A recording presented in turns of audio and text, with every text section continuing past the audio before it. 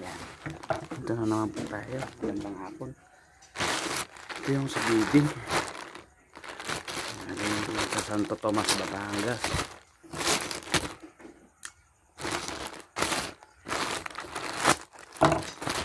Last na talaga.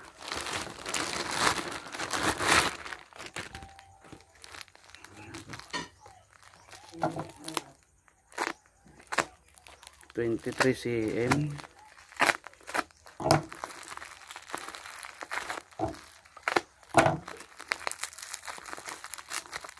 Oh, parang bali pen.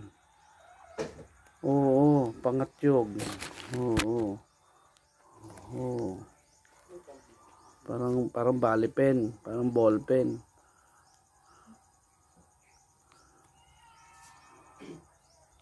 Oh. Oh. 23 cm. Lapit.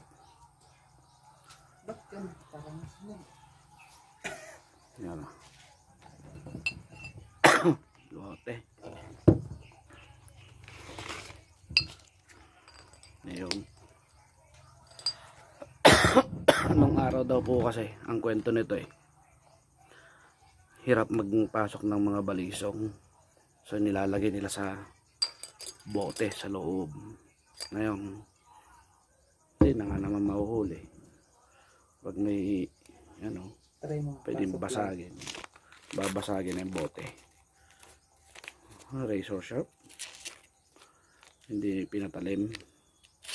Talagang ano lang. Pero meron siyang talim konti. Okay na rin.